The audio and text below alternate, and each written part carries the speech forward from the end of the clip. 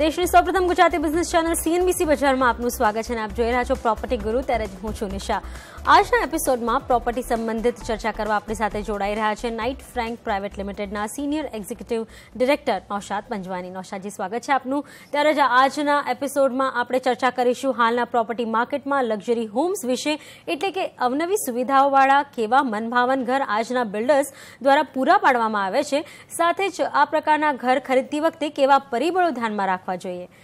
ત્યારે જ નૌશાદજી, જે રીતે આપણે એક લક્ઝરી હોમની વ્યાખ્યાને આપણે જોવા જઈએ તો કઈ રીતે મૂલવવી જોઈએ? લક્ઝરી હોમની વ્યાખ્યા કોઈ છે જ નહીં। જેમ કે અફોર્ડેબલ હોમની વ્યાખ્યા નથી, એ રીતે લક્ઝરી હોમની વ્યાખ્યા નથી, પણ આપણે એને એક સેન્સિબલ વેમાં આપણે જોઈએ તો 3-4 પેરામીટર્સ હોય જેના પર આપણે કહી શકીએ કે આ લક્ઝરી પ્રોપર્ટી છે। ફર્સ્ટ એન્ડ ફોરમોસ્ટ તો એબ્સોલ્યુટ પ્રાઇસ, કે જે પ્રોપર્ટી સાવ એકદમ ઊંચા ભાવની હોય એ લક્ઝરી હોમમાં ગણાઈ શકાય। પણ બીજું આપણે જોઈએ તો એક લોકેશન બહુ ઇમ્પોર્ટન્ટ ફેક્ટર હોય છે, કે જે પ્રોપર્ટી દરેક સિટીમાં અમુક લોકેશન એવા હોય છે, અમુક માર્કેટ, અમુક સબર્બ્સ એવા હોય છે કે જેમાં પ્રોપર્ટી પ્રાઇઝીસ બીજા બધા લોકેશન કરતાં વધારે હોય છે, તો એ એક ફેક્ટર થઈ જાય છે। બીજું હોય છે કે સાઇઝ, કે કોઈ પણ સાધારણ લોકેશનમાં પણ જે એક બિલ્ડિંગ બનાવી હોય જેમાં બીજા બધા ફ્લેટ નાના હોય પણ અમુક પેન્ટ હાઉસ, ડુપ્લે કે રો હાઉસ જેવી ચીજ બનાવેલી હોય તો એ એરિયાના પ્રમાણે એ એક લક્ઝરી હોમ ગણી શકાય છે।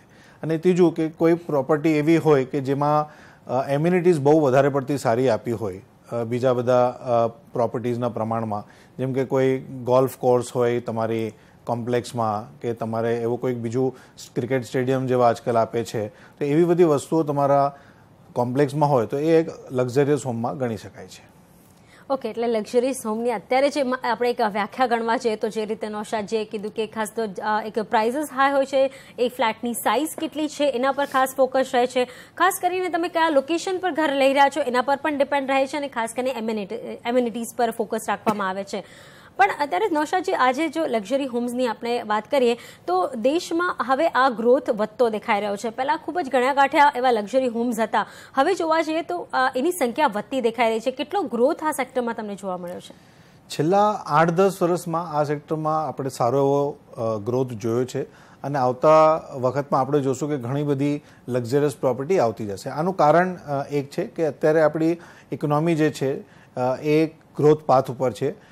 એવું કહેવામાં આવે છે કે આપણા જેટલા મિલિયનર્સ છે એ ડબલ થવાના છે અમુક સમયમાં જ, એટલે જે અફોર્ડ કરી શકે છે આવી પ્રોપર્ટીઝ એમની પ્રમાણ વધતું જાય છે, એમના નંબર્સ વધતા જાય છે। તો એક તો એ ડિમાન્ડ કાઇન્ડ ઓફ છે।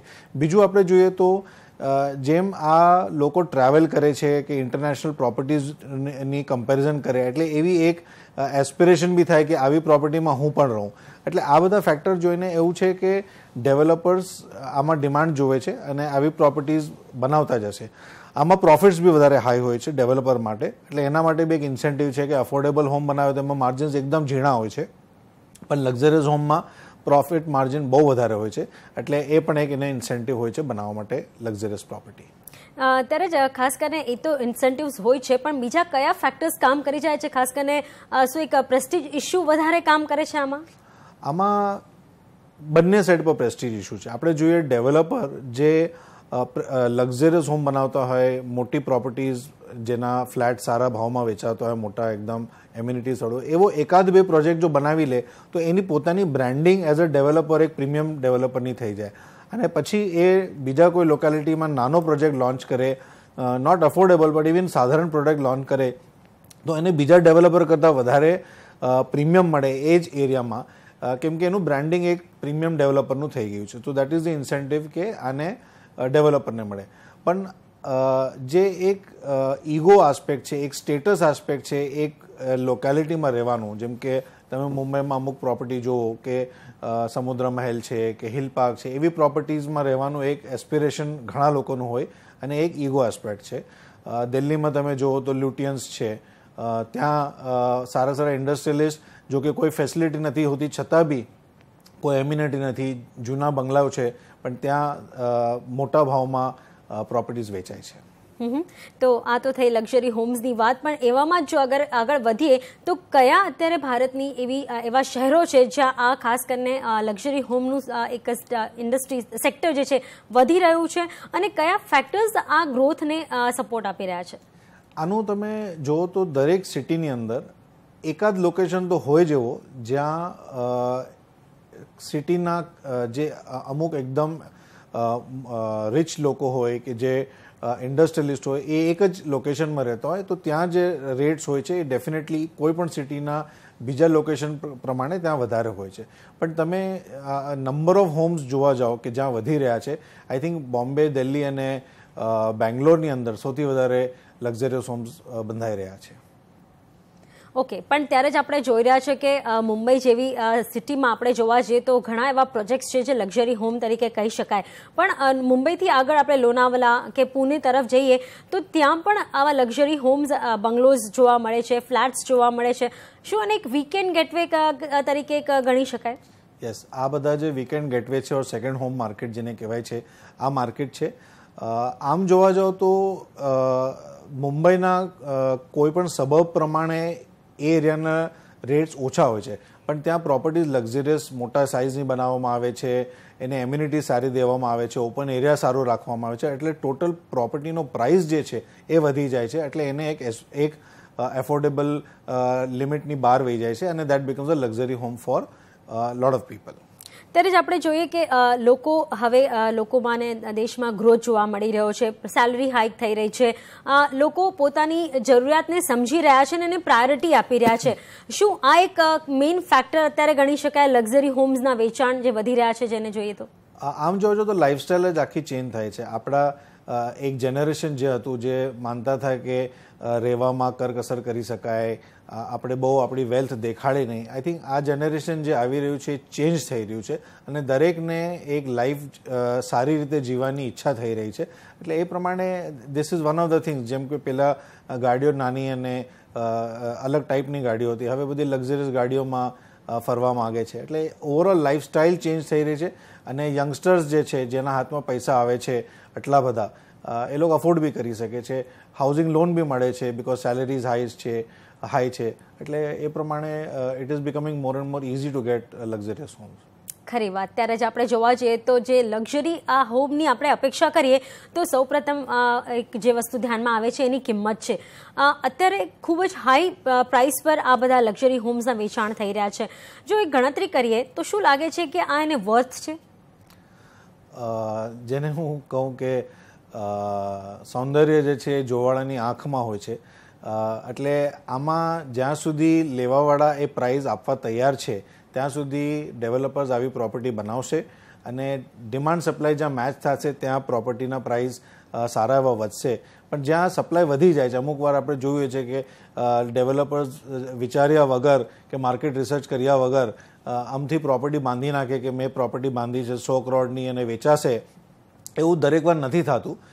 એટલે જે સોચી સમજીને વિચારીને ડેવલપર સારા પ્રોડક્ટ કાઢે તો એની ડિમાન્ડ છે, અને એક લિમિટમાં આનું કપાત થશે. ત્યારે જ આપણે જો એક એમ્યુનિટીઝની વાત કરીએ તો આવા ઘરોમાં કયા એમ્યુનિટીઝને ખાસ મહત્વમાં આપવામાં આવે છે અને પ્રેફરન્સ આપવામાં આવે છે? એક લક્ઝરિયસ હોમની સૌથી મોટી જે એમ્યુનિટી છે, જે એબ્સ્ટ્રેક્ટ છે, એ કે એક્સક્લુઝિવિટી, કે જો આ પ્રોડક્ટ વધારે પ્રમાણમાં બનાવે તો એની એક્સક્લુઝિવિટી વહી જાય છે. એટલે આવા પ્રોડક્ટ જનરલી નાના પ્રોજેક્ટ હોય છે. આખો એક ટાઉનશીપ તમે લક્ઝરિયસ નથી બનાવી શકતા, પણ તમે એક બિલ્ડિંગ અપાર્ટમેન્ટ જે છે, એક ટાવર છે, તમે બનાવી શકો જે લક્ઝરિયસ છે, તો એની એક એક્સક્લુઝિવિટીની એ એક રિક્વાયરમેન્ટ છે. બીજા તો તમે જેટલા એમ્યુનિટીઝ આપો એટલા ઓછા છે. ઘણા ખરા તો અત્યારે હવે એક સ્ટેન્ડર્ડ એમ્યુનિટીઝમાં થઈ ગયા છે. પહેલાંના જમાનામાં હાઈ એન્ડ સિક્યોરિટી ને આ બધું જો હતું એક લક્ઝરીમાં આવતું, તો હવે તો ઓર્ડિનરી પ્રોજેક્ટ્સમાં બી આ બધા આવવા માંડ્યા છે. સો આ બધા એમ્યુનિટીઝ જે છે, કન્સિયર્જ સર્વિસ છે, આજકાલ લોકો કન્સિયર્જ સર્વિસ આપે છે જે મોટી મોટી 5 સ્ટાર્સમાં હોય છે, એ પ્રમાણેના એમ્યુનિટીઝ, ક્રેશ છે, તમને ઘણા બધા એક રોલ્સ રોયસ ગાડીની બિલ્ડિંગની અંદર જ હોય ફોર ધ સોસાયટી, કે જેને બી વાપરવી હોય એ વાપરી શકાય. મિની થિયેટર્સ સોસાયટીની અંદર હોય છે, ઓફિસીસ કોમન જે વાપરી શકાય. એટલે જેટલી ડિમાન્ડ્સ આવતી જાય છે ફોર લક્ઝરિયસ હોમ, બિલ્ડર્સ આવી નવા ફેસિલિટી આપતા જાય છે. ખરી વાત છે. એટલે આપણે જે રીતે લક્ઝરી હોમ્સમાં હાલે જોઈ રહ્યા છે કે તમારા ઘરમાં એક ખાસ કરીને ફોન હોવો, ઇન્ટરકોમ હોવો એક સામાન્ય વાત થઈ ગઈ છે. સિક્યોરિટી પર્પઝથી જેટલી ઇક્વિપમેન્ટ લાગવા જોઈએ એ પણ ખાસ જરૂરી થઈ ગયા છે. પણ જોવા જઈએ તો જીમ છે, જેકુઝી, સ્પા, સ્વિમિંગ પુલ, તમે જો તો એમ્પી થિયેટર વગેરેની જે સુવિધા પૂરી પાડવામાં આવે છે. એટલે આ બધી જે વસ્તુઓ છે એ શું લાગે છે કેટલું ફોકસ ધરાવે છે અને આ કેટલું એક આપણે જોવા જઈએ તો એક મહત્વની બની ગઈ છે આજના દુનિયામાં? અમુક લોકેશન એવા હોય છે જે બહુ નવા લોકેશન હોય છે અથવા કે એ લોકેશનમાં ઘણા બધા પ્રોજેક્ટ્સ આવે છે. તો અમુક વાર ડેવલપરે આ બધા પ્રોડક્ટ્સ અને આ બધી એમ્યુનિટીઝ આપવી જરૂરિયાત થઈ જાય છે, એના વગર એનો પ્રોજેક્ટ વેચાશે નહીં. એટલે આ બધા not only for making it a luxurious home, but એક સાધારણ પ્રોડક્ટનેમાં બી આ બધી ચીજનો કોસ્ટ બહુ વધારે નથી હોતો. તમે કોસ્ટ ઓફ કોઈ પણ પ્રોજેક્ટ લ્યો તો એમાં ફ્લેટમાં સૌથી મોટો જે કોસ્ટ હોય છે એ હોય છે જમીનનો. બાકી બધી ચીજનો કોસ્ટ આટલો મોટો નથી હોતો. એટલે આને કંઈ બહુ ફોકસ એરિયા ન કહેવાય. જરૂરિયાત પ્રમાણે, પ્રોજેક્ટની રિક્વાયરમેન્ટ પ્રમાણે ડેવલપર્સ આમાં ઇવન ઓર્ડિનરી પ્રોજેક્ટ્સમાં નાખતા હોય છે. એટલે એમ કહી શકાય કે જે એક એવું કોમ્પ્લેક્સ બનાવવામાં આવે કે લોકોને આની બહાર જવાની જરૂરત ના પડે, કે ત્યાં મંદિર પણ હોય, સ્કૂલ કોલેજીસ નજીક તમને મળતા હોય, ક્લિનિક નજીકમાં મળી જતું હોય. એટલે ખાસ કરીને ડેવલપર્સ આ બધી વસ્તુઓનો ખાસ ખ્યાલ રાખે છે અને પોતાના પ્રોજેક્ટને એ રીતે આગળ ફોકસ અપાવે છે. યસ, અને જેમ મેં કીધું ને કે પ્રોજેક્ટ્સ જે બહુ આગે હોય કે જે હજી ડેવલપ ન થયા હોય એરિયામાં હોય, તો જ્યાં સ્કૂલ કોલેજીસ ન હોવાના કારણે લોકો એ એરિયામાં રહેવા ના આવે.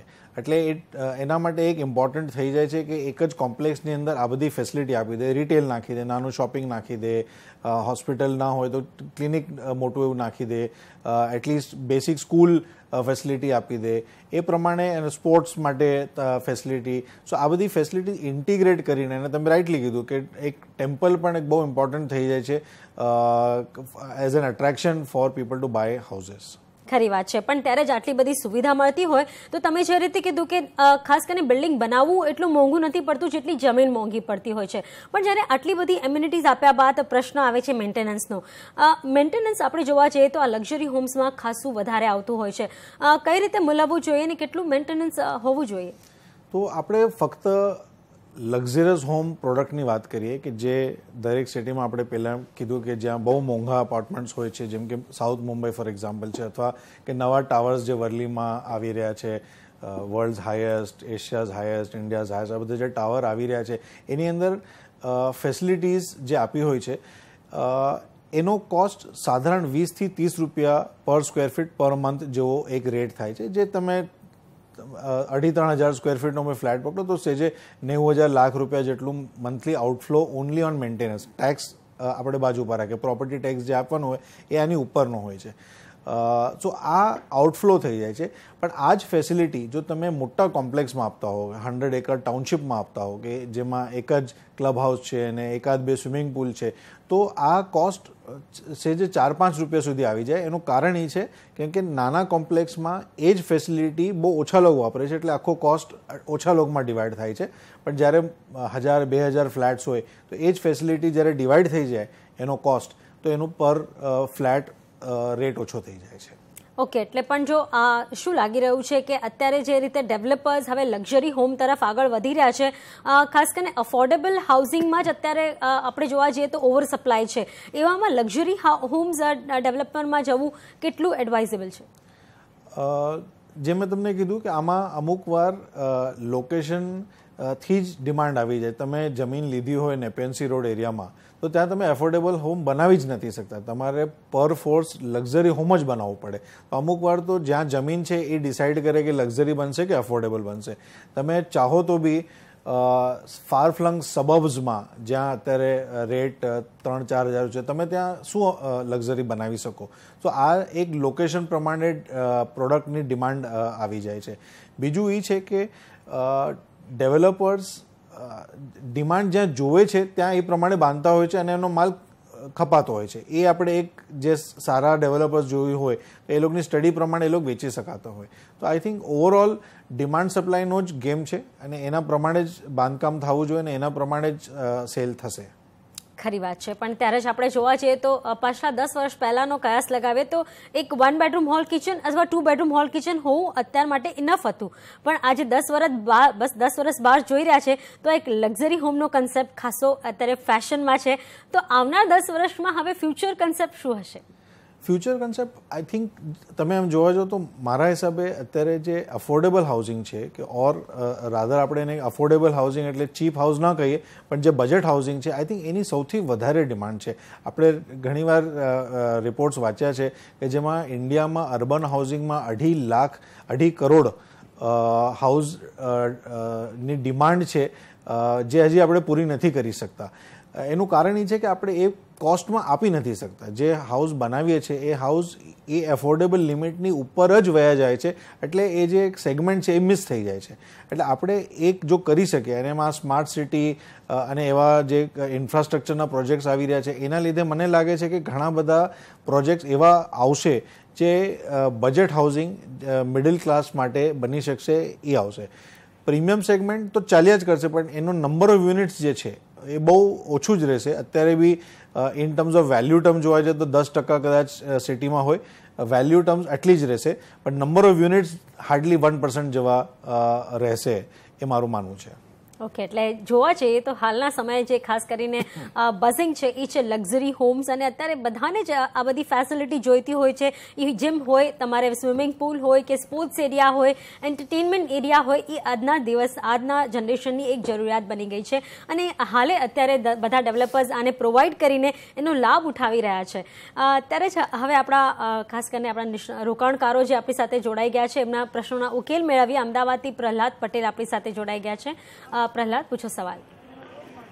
હાજી, મેં 2010માં એક ફ્લેટ ખરીદ્યો છે અમદાવાદમાં અને હવે મારે આ ફ્લેટ વેચવો છે. તો આ વેચાણ માટે મને ટેક્સ સંબંધિત થોડીક માહિતી આપશો?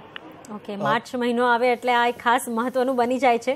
શું કહેશો નશાજી? પ્રહલાદ, જો તમે આ ફ્લેટ અત્યારે વેચી અને નવો ફ્લેટ લેવાના ન હો તો તમારે જે તમે 2010માં ફ્લેટ લીધેલો એ કિંમતમાં તમે જે ઇન્ડેક્સ રેટ આવે છે ઇન્કમ ટેક્સમાં દર વખતે એક ઇન્ડેક્સ રેટ દર વર્ષનો આપે છે એ ઇન્ડેક્સ ફેક્ટરથી તમે તમારું જે ઓરિજિનલ રોકાણ હતી એ ઇન્ક્રીઝ કરી નાખો અને જે તમે વેચશો એમાંથી આ જે ઇન્ડેક્સ કોસ્ટ છે એ માઇનસ કરો. એ તમારો index or adjusted capital gain long term gain 2010માં લીધું છે એટલે 3 વર્ષથી વધારે થઈ ગયા એટલે આ લોંગ ટર્મ કેપિટલ ગેઇનમાં આવશે. એટલે એના પર સ્ટ્રેટ હવે 20% પ્લસ જે સરચાર્જ હોય છે એ ભરીને તમારો લોંગ ટર્મ કેપિટલ ગેઇન આવે. પણ જો તમે બીજા કોઈ ફ્લેટમાં રોકાણ કરવાના હો તો એ ઉપરાંત તમને સેક્શન 54માં તમને હજી બાદ મળે. જે તમે રોકાણ કરશો નવા ફ્લેટમાં એની કિંમત તમારી જે ગેઇન છે, લાભ છે એના કરતાં વધારે હશે તો તમારે પછી કોઈ ટેક્સ એમાં ભરવાની જરૂરત નહીં પડે. તો આઈ ગેસ એમને પોતાના સવાલનો જવાબ મળી ગયો હશે. ત્યારે જ મુંબઈથી બીજા રોકાણકાર જોડાઈ ગયા છે, રીતેશ શેઠ. રીતેશ, પૂછો સવાલ. પહેલા તો હું તમને કોંગ્રેચ્યુલેશન કહેવા માંગુ છું. તમારો શો બહુ સારો છે. ધન્યવાદ. અને મારો સવાલ એ છે કે આવનારા સમયમાં રિયલ એસ્ટેટ માર્કેટમાં કોઈ ઘટાડો જોવા મળી શકે છે? અને જો હું પાછો ગોરેગાંવ ઈસ્ટમાં રહું છું અને 1 રૂમ કિચન છે અથવા મારે 1 બેડરૂમ હોલ કિચન મીરા રોડમાં શોધી રહ્યો છું તો બજેટ મારું 50 લાખ જેટલું છે. સલાહ આપશો જરાક? ઓકે, પહેલાં તો તમારા બજેટની વાત કરીએ કે તમારા બજેટમાં તમને જો ગોરેગાંવમાં 1 રૂમ કિચન જોતું હોય તો પહેલાં તો આવા 1 રૂમ કિચનના ફ્લેટ બહુ ઓછા બંધાઈ રહ્યા છે. મિનિમમ 1 બેડરૂમ હોલ કિચનના ફ્લેટ બંધાય. પણ જો કે ગોરેગાંવ ને એ બધા એરિયામાં જૂની બિલ્ડિંગોમાં તમને આવો ફ્લેટ મળશે અને તમારા બજેટની અંદર તમને મળી જવો જોઈએ. ગોરેગાંવમાં મીરા રોડમાં તમને 1 બેડરૂમ હોલ કિચન જોઈએ છે. અગેન તમારા બજેટમાં નવા પ્રોજેક્ટમાં જૂના પ્રોજેક્ટમાં તમને જ્યાં જોઈએ એ મળે એટલે તમારું બજેટ બરોબર છે, એમાં તમને તકલીફ નહીં થાય. હવે તમે જો પ્રાઇસ ઘટાડાની વાત કરતા હો, ઘટવાની વાત કરતા હો તો હું તમને એક સ્ટેટિસ્ટિક્સ આપું કે છેલ્લા 1 વર્ષમાં જ્યારે ઇકોનોમી આપણે જોઈ રહ્યા છે કે કેવી રીતે હતી, આપણે બહુ સારી સ્થિતિમાં નહોતા, એ દરમિયાન મુંબઈમાં 9% ઘટાડ થયો વેચાણમાં કે જે 2013માં જેટલા ફ્લેટ વેચાયેલા એના પ્રમાણમાં 2009માં 9% ઓછા ફ્લેટ વેચાયા. પણ એ જ સમયમાં મુંબઈમાં સૌથી વધારે હાઈ ફ્લેટ્સ વેચાયા. 6 સિટી આપણે ઓલ ઇન્ડિયા જોઈએ મોટા સિટીમાં, તો મુંબઈમાં સૌથી વધારે ફ્લેટ્સ વેચાયા. એટલે મુંબઈમાં વેચાણ થઈ છે આગલા વર્ષ કરતાં ઓછી. અને એ જ પીરિયડમાં મુંબઈમાં સેજ 10% રેટ વધી ગયા. હવે આ તમે જોશો તો માર્કેટ ડાઉન હોય છતાંય વેચાણ થઈ રહી છે અને છતાંય રેટ પણ વધી રહ્યો છે. આ ગયા વર્ષની સ્થિતિ હતી. આ જોઈને ડેવલપરે નવા પ્રોડક્ટ્સ લોન્ચ કરવાના બંધ કરી દીધા છે, એટલે ઓછા કરી દીધા છે. અને અમારા કેલ્ક્યુલેશન પ્રમાણે સેજે 40 થી 45% પ્રોજેક્ટ લોન્ચ ઘટી ગયા છે આ વર્ષમાં, રિએક્શન જોઈને કે 9% સેલ્સ ઓછું થઈ ગયું છે. હવે તમે વિચારો કે જ્યાં નવા પ્રોજેક્ટ નથી આવવાના, જ્યાં પ્રાઇસ ઓલરેડી વધી રહ્યો છે, જ્યાં છેલ્લા 1 વર્ષમાં સારું એવું વેચાણ થયું છે, એ સ્થિતિમાં ડેવલપર અને પાછી આપણી ઇકોનોમી સુધરી રહી છે. આપણે એડવાન્સ ટેક્સનું આજના જ પેપરમાં વાંચીએ તો બધી જ કંપનીએ સેજથી 10 થી 20% એડવાન્સ ટેક્સ વધારે ભર્યો છે. એનો મતલબ કે કંપનીએ પ્રોફિટ સારો કર્યો છે, એ હિસાબે સેલેરીઝ સારી થશે. આવા સ્થિતિમાં આવતા વર્ષ 2 વર્ષમાં મને નથી લાગતું કે મુંબઈમાં રેટ્સ ઘટે. ઓકે, એટલે આવનાર સમયમાં મુંબઈમાં તો ભાવ ઘટવાના ચાન્સીસ ઓછા દેખાઈ રહ્યા છે. ત્યારે સાતારાથી પ્રિતેશ પંચાલ આપણી સાથે જોડાઈ ગયા છે. પ્રિતેશ, પૂછો સવાલ. હા, નમસ્કાર મેમ. જી, મારી પાસે સતારામાં NH4 થી 4 કિલોમીટર 1100 સ્ક્વેર ફૂટનો એક પ્લોટ આવેલો છે. તેને વેચવા માટે મેં જાહેરાત પણ કરી છે, પણ ખાસ કોઈ રિસ્પોન્સ નથી મળેલો. હવે આ પ્લોટની આપણે ચોક્કસ કિંમત જાણવી હોય તો કઈ રીતના જાણી શકાય? ઓકે, હવે તમારે આ ચોક્કસ કિંમત કોઈ પણ જગ્યા પર કાઢવી હોય તો મુંબઈ જેવી જગ્યામાં, પૂના જેવી જગ્યામાં કે અમદાવાદ, સુરત આવી બધી જગ્યામાં શું છે, છાપામાં દર અઠવાડિયે રિસર્ચ કરીને એ અઠવાડિયામાં શું રેટ હતો એ છાપામાં પ્રિન્ટ થાય છે. પણ સતારા અને અમુક ઇન્ટિરિયર એરિયામાં અને ખાસ કરીને પ્લોટના જે રેટ છે એ નથી મળતા. હવે એનું તમારે જે કાઢવું હોય તો એક તો તમે કોઈ વેલ્યુએશન રિપોર્ટ કઢાવો, પણ તમારો પ્લોટ નાનો છે અને એ વેલ્યુએશન રિપોર્ટનો કોસ્ટ તમને કદાચ પોસાશે નહીં અને જરૂરત પણ ન હોય, અત્યારે વેચવું ન હોય તો તમારે કરાવવાની જરૂરત પણ નથી. એટલે દરેક સિટીના સર્કલ રેટ જે હોય છે તમે એ પ્રમાણે તમારો જે સર્વે નંબર છે પ્લોટનો એ નાખીને તમે જો તો તમને એ મળી જશે. અને એ તમને સ્ટેમ્પ ઓફિસમાં એ બધી જગ્યાથી તમને એ બુકલેટ મળી જાય, જેમાં રેડી રેકનર જેને સ્ટેમ્પ ડ્યુટીની કહીએ આપણે, એમાં તમને એ એક મળી જાય. બીજું છે કે તમારે જાહેરાત પેપરમાં આપો તો એની સારી એવી કોસ્ટ થાય છે. એના કરતાં અત્યારે ઓનલાઈન પોર્ટલ્સ છે, નોમિનલ કોસ્ટમાં તમે ત્યાં રજિસ્ટર કરાવી અને તમે નાખી જો. તમે એક તો તમે બીજા લોકો જે ત્યાં પ્લોટ તમારા એરિયાના જો લિસ્ટ કર્યા હોય તો તમને એક આઈડિયા આવી જાય કે શું એ લોકોની માગણી છે, શું રેટમાં એ લોકો વેચવા માગે છે. અને બીજું કે તમે તમારો પોતાનો પ્લોટ ત્યાં નાખ્યો હોય એડવર્ટિઝમેન્ટ, એટલે તમને બી રિસ્પોન્સ સારો મળી શકે. ઓકે, એટલે અત્યારે ઓનલાઈન પોર્ટલ ખાસા બઝિંગ છે અને ઘર ખાસ કરીને ડેવલપર્સ પણ પોતાના ઘર ઓનલાઈન વેચવાનું વધારે પ્રિફર કરી રહ્યા છે, તો એક સારી એક ઓપ્શન હોઈ શકે છે આપણી માટે. ત્યારે જ વડોદરાથી રાજેશ લાખાણી આપણી સાથે જોડાઈ ગયા છે. રાજેશ, પૂછો સવાલ. જી, મારે એક જમીન લેવી છે અને આ જમીન વેચનાર વ્યક્તિ પાસે પાવર ઓફ એટર્ની છે. તેમની પાસે આ પ્રોપર્ટી લેવી કેટલું હિતાવહ રહેશે અને છેતરપિંડીના ડર હેઠળ આ જમીનની માલિકીની ચકાસણી કેવી રીતે કરવી? ઓકે, નૌશાદજી. હું તમારી જેવા ગુજરાતીમાં તો જવાબ નહીં આપી શકું. હોપ કે તમે મારી ગુજરાતી સમજી શકો. પાવર ઓફ એટર્ની હોલ્ડર ની પાસેથી પ્રોપર્ટી લેવું એક આમ અને સાધારણ માર્કેટ પ્રેક્ટિસ છે, એટલે આમાં કોઈ નવી વાત નથી. બટ આવી પ્રોપર્ટી લેતી વખતે થોડીક આપણે રિસ્ક જે છે એને મિટિગેટ કરવા માટે આપણે થોડા કેર લેવાની જરૂરત છે. હું તમને એક બે આપી દઉં કે પહેલાં તો આપણે એ જે પાવર ઓફ એટર્ની હોલ્ડર છે એની પાવર ઓફ એટર્ની આપણે ઓરિજિનલ જોવા માંગીએ. આપણે આપશે તો નહીં, પણ આપણા હાથમાં ના આપી દે, પણ આપણે જોવા તો મળે. એ એકવાર જોઈ લેવાની કે ઓરિજિનલ એની પાસે છે કે નહીં. પછી એના પર તારીખ જોઈ લેવી. બહુ જૂની પાવર ઓફ એટર્ની હોય, 5-10 વર્ષ જૂની પાવર ઓફ એટર્ની હોય તો આપણે એને રિક્વેસ્ટ કરવાની કે લેટેસ્ટ કે નવી પાવર ઓફ એટર્ની આપે, એટલે આપણને ખબર પડે કે અત્યાર સુધી એની પાસે એ પાવર ઓફ એટર્ની છે. એ ઉપરાંત આપણે છાપામાં નોટિસ આપવી કે આ પ્રોપર્ટી હું લેવા માંગુ છું, એના આ ઓનર છે, એના આ property power of attorney holder છે, એટલે એનાથી કોઈ વાંધા કે કોઈને આપત્તિ હોય તો એ આપણને 14 દિવસમાં લખીને આપણે કહી શકે. અને છેવટે તમે જો પૈસાનો વ્યવહાર જે છે એ તમે રજિસ્ટ્રેશનની તારીખની આજુબાજુમાં રાખો કે એ તારીખે રાખો, તો જ્યારે તમે રજિસ્ટ્રેશન માટે જશો તમારું સેલ ડીડ, ત્યારે રજિસ્ટ્રાર ઓટોમેટિક એ પાવર ઓફ અટર્ની હોલ્ડરની ઓથેન્ટિકેશન જોશે કે એ પ્રોપર ફોર્મમાં છે કે નહીં, કે એનું પ્રોપર એની હોલ્ડર છે કે નહીં, તો એ તમને એક ખાતરી થઈ જાય. અને સૌથી સરળ વાત છે, જે પ્રોપર્ટીના ઓરિજિનલ ઓનર છે એ જ પોતે રજિસ્ટ્રેશન માટે આવી શકતા હોય તો એનાથી બેસ્ટ કંઈ નહીં. ત્યારે જ આજનું આ જે કન્વર્સેશન હતું ઘણું જ રસપ્રદ રહ્યું છે. ઘણી જ સારી વસ્તુઓ જાણવા મળી અને ખાસ કરીને લક્ઝરી હોમ્સને સમજવાની એક સરળ તક મળી. ત્યારે જ નૌશાદજી, આપનો ખૂબ ખૂબ આભાર અમારી સાથે આ ચર્ચામાં જોડાવા માટે. ત્યારે જ પ્રોપર્ટી સંબંધિત અને ખાસ કરીને કાયદાકીય સંબંધિત કોઈ પણ માહિતી આપને જોઈતી હોય તો અમને ફક્ત પ્રોપર્ટી ગુરુ લખી 51818 પર મેસેજ કરો અથવા અમારા ઈમેલ એડ્રેસ propertyguru@network18online.com પર તમારો પ્રશ્નો સાથે તમારું નામ લખી જવાબ મેળવી શકો છો અમારા ખાસ કાર્યક્રમ પ્રોપર્ટી ગુરુમાં.